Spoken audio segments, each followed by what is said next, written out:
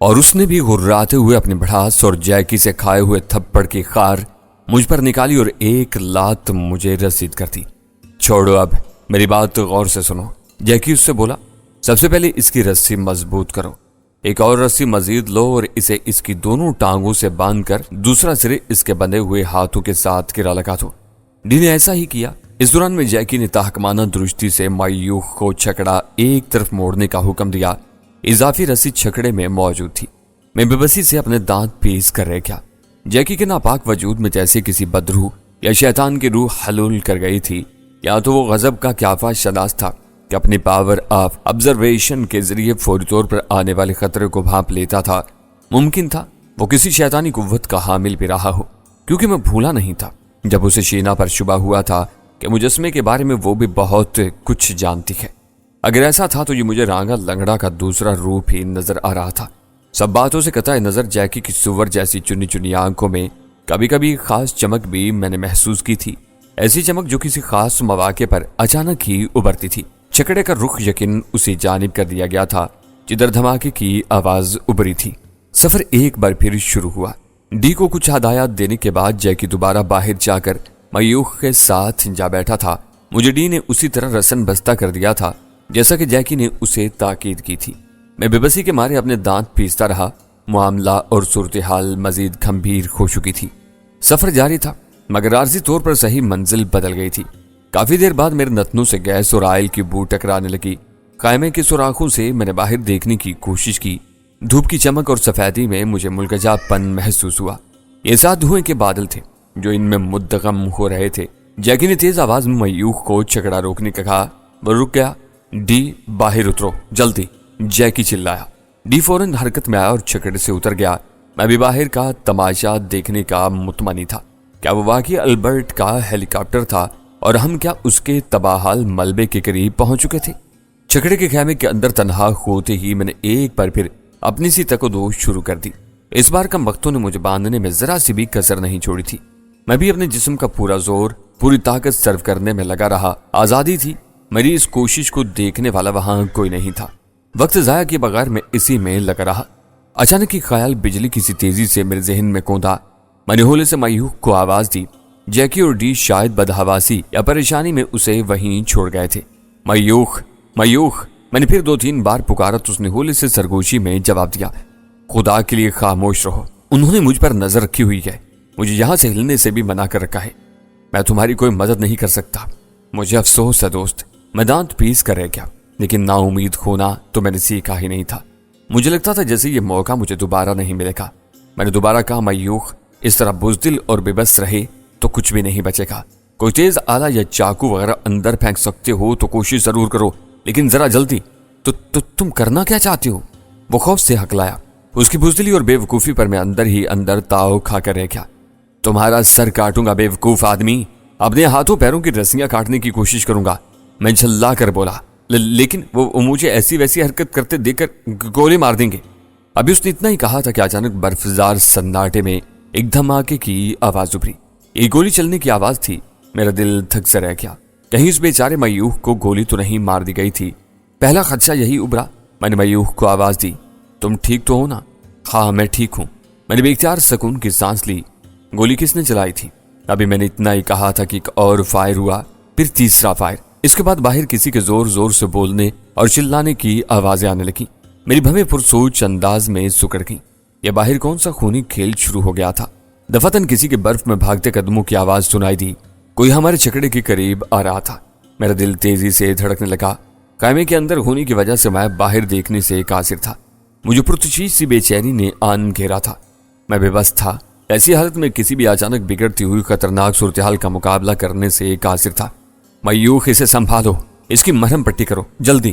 خبردار کسی چالاکی کا سوچنا بھی مت، ورنہ میں سب کچھ چھوڑ چھاڑ کر تمہارے گھر کا رخ کروں گا اور بڑی بے دردی سے تمہاری بیوی بچوں کو جان سے مار ڈالوں گا، سمجھے؟ میں آتا ہوں۔ یہ جیکی تھا۔ اس کا ساتھی ڈی شاید کسی نامعلوم حملے میں زخمی ہو چکا تھا۔ میں یہی اندازہ لگا سکا تھا۔ پھر اچانک خیمے کا پردہ ہٹا اور میوخ نے کراہتے ہوئے ڈی کو اندر میرے قریب ڈال دیا۔ میں پھٹی پھٹی آنکھوں سے یہ سب دیکھنے لگا۔ ڈی کے دائیں پہلو سے خون جاری تھا، وہاں پر شاید گولی لگی تھی۔ وہ کراہتے ہوئے گہرے گہرے سانس بھی کھینچنے کی کوشش کر رہا تھا۔ اس کا چہرہ اور ہاتھ برف کے ذرات سے لتڑے ہوئے تھے۔ میوخ نے اسے لٹا دیا اور ایک نظر مجھ پر ڈالی، اس کے بعد باہر کو کود گیا۔ میں نے اپنی سی کوشش جاری رکھی اور ڈی کو آواز دی، ڈی کیا ہوا تھا؟ کس نے تم لوگوں پر حملہ بولا ہے اور تمہیں گولی کس نے ماری؟ اس نے کوئی جواب نہیں دیا، فقط ہانپتے اور گراتے ہوئے مجھے دیکھا اور پھر اپنے پہلو کے زخم کو سہلانے لگا۔ چھکڑے میں عجیب قسم کی کھڑبڑ ہونے لگی۔ میں چونکا، یہ آواز اس کے نیچے سے آ رہی تھی۔ میں سمجھ گیا تختے کے نیچے کچھ اضافی سامان یا ٹول کی جگہ ہوتی ہے، شاید یہ میوخ کا جو فرسٹ ایڈ باکس یا اسی قسم کی کوئی شاید نکال رہا تھا۔ تھوڑی دیر بعد پھر ہر طرف گہرا سناٹا طاری ہو گیا۔ یوں لگا جیسے سب کو یا تو سانپ سونگ گیا تھا یا پھر وہ آپس میں لڑتے مرتے ختم ہو گئے تھے۔ میوخ اندر آ گیا، اس کے ہاتھ میں بڑا سا کھال کا بنا تھیلا تھا۔ مجھے اس بے وقوف اور بزدل آدمی پر بری طرح تیش آنے لگا۔ وہ ڈی کی مرہم پٹی کرنے کے لیے تیار تھا۔ میں نے ایک بار پھر ڈی کی موجودگی کی بھی پرواہ کے بغیر میوخ کو ڈپٹا۔ یہ کیا بے وقوفی کر رہے ہو میوخ؟ ہم پہلے سے زیادہ خطرے سے دو چار ہو سکتے ہیں، اسے چھوڑو اور میری رسیاں کھولو۔ میوخ نے ڈری سہمی نظروں سے ڈی اور پھر میری طرف دیکھا۔ مجھے اسے اس قدر تھڑدلے پن کی امید نہیں تھی۔ ڈی زخمی اور نیم بے ہوشی کے سے عالم میں ہونے کے باوجود میری بات پر غصے سے غرایا مگر کہہ کچھ نہیں پایا۔ خون زیادہ بہہ جانے کی وجہ سے وہ مسلسل بے ہوشی کی جانب گامزن تھا۔ میوخ کیا سوچ رہے ہو؟ میں نے پھر اسے ڈپٹا۔ وہ خیمے کے پردے سے باہر خوفزدہ سی نظروں سے دیکھنے لگا۔ اس پر شاید ان لوگوں کا بالخصوص جیکی کا خوف بیٹھا ہوا تھا۔ دفعتاً اوپر تلے دو گولیاں چلیں۔ ایک گولی بدقسمتی سے شاید خچر کو کہیں لگی یا پھر قریب کہیں برف میں دھنس گئی تھی، کیونکہ اگلے ہی میں خچر چلایا، اچھلا اور پھر اس نے دوڑنا شروع کر دیا۔ چھکڑے کو جھٹکا لگنے سے میں رسن بستہ حالت میں لڑک کر ڈی کے اوپر آ گرا۔ اس کے حلق سے کرہ امیز چیخ نکل گئی۔ میوخ بھی لڑک گیا۔ چھکڑا اندھادھند دوڑا جا رہا تھا۔ میں ڈی سمیت الٹ پلٹ رہا تھا۔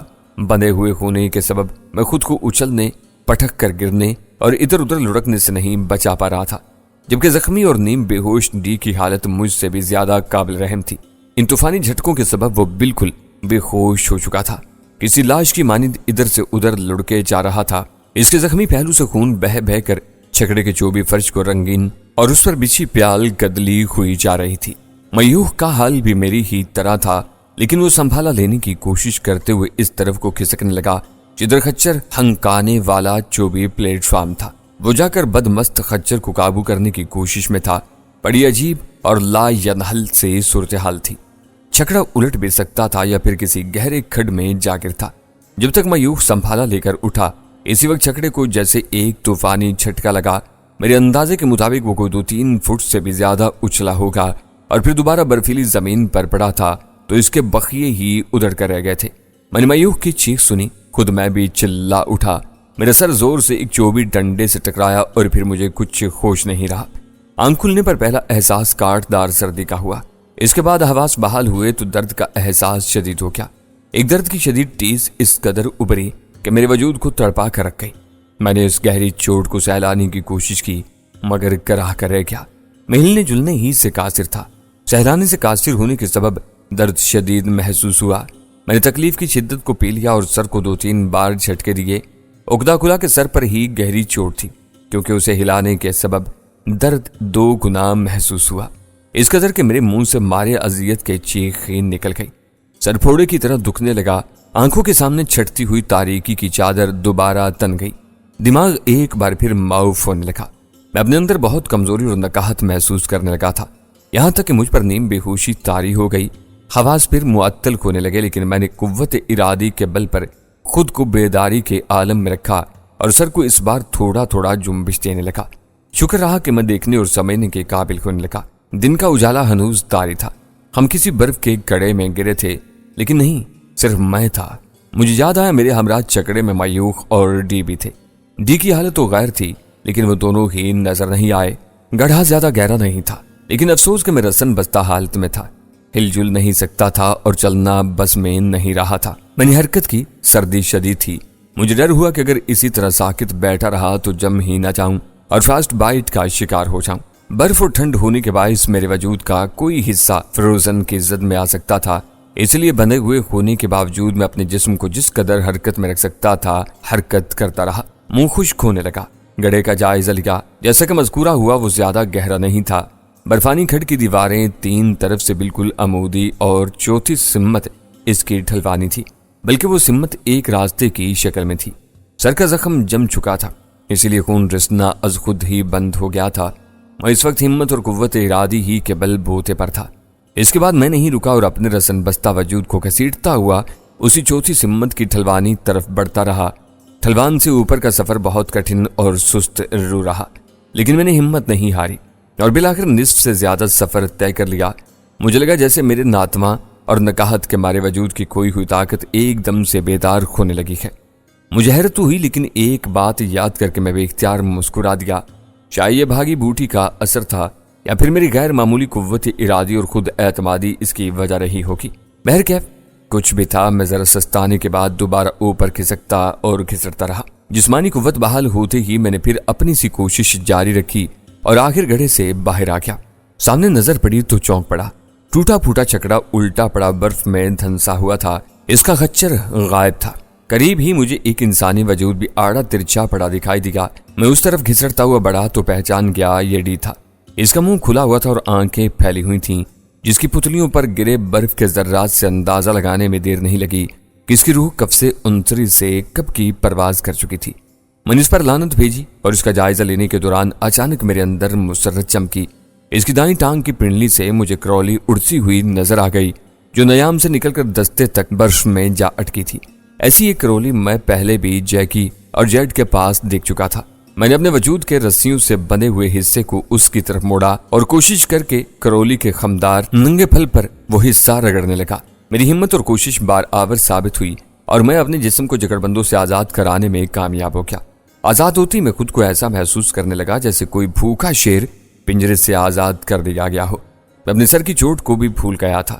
میں نے ڈی کی لاش کی جلدی جلدی تلاشی لی، مگر ماں سوائے کرولی کے میرے ہاتھ کوئی ہتھیار نہیں آ سکا۔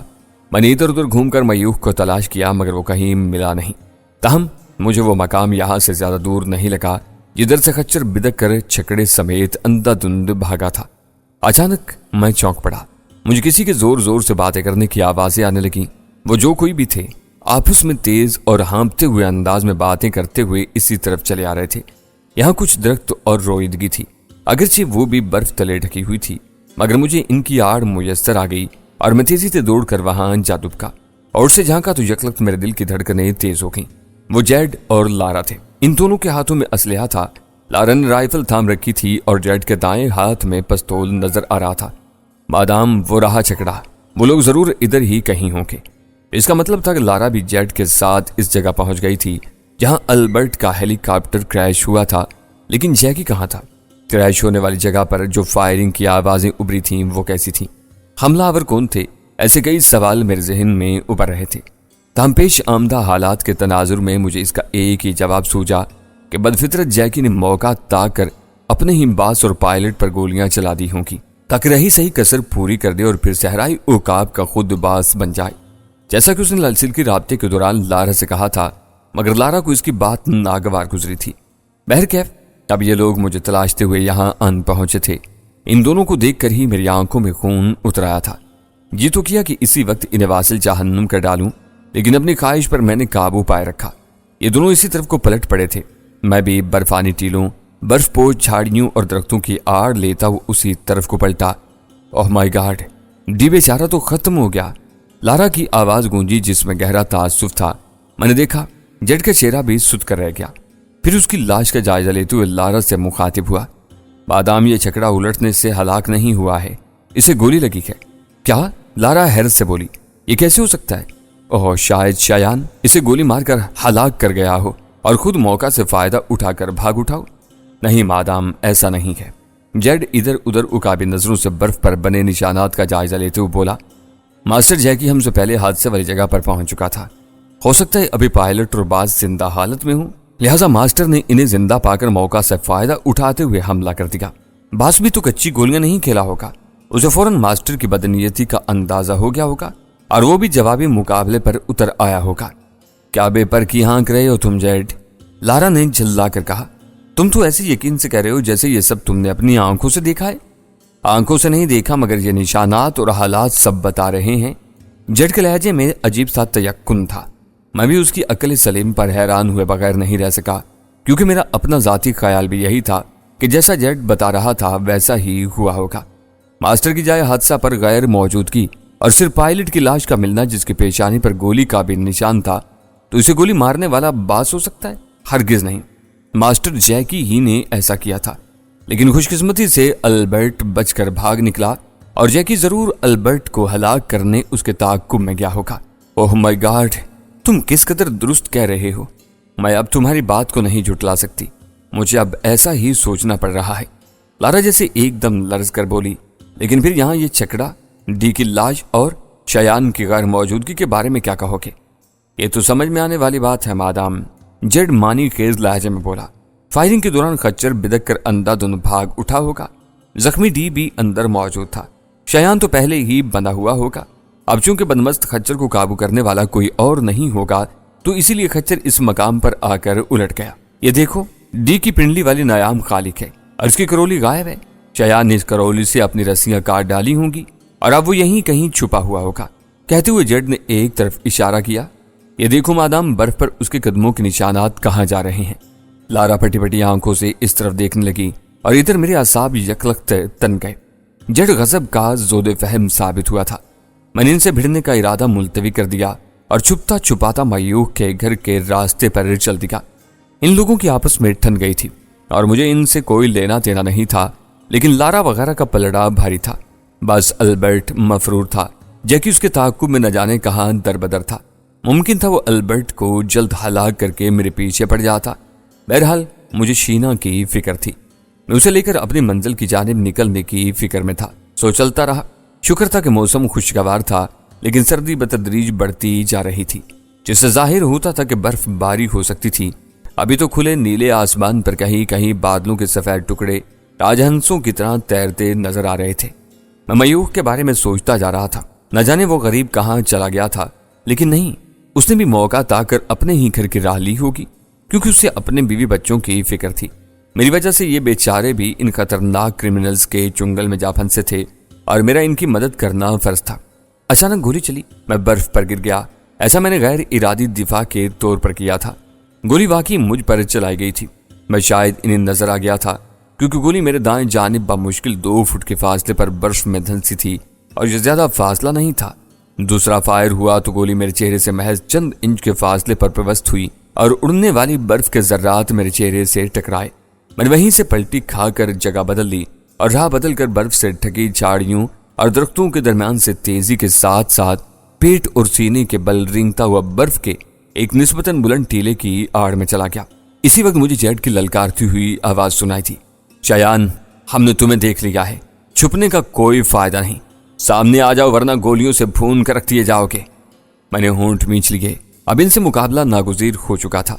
मफर की राह भी नहीं रही थी। वो असलहा बदस्त थे और मेरे पास फकत करौली थी, लेकिन मेरा हौसला और अज़म ही मेरा असल हथियार था। तभी मेरे होंठों पर अज खुद जहरीली मुस्कुराहट रेंग गई।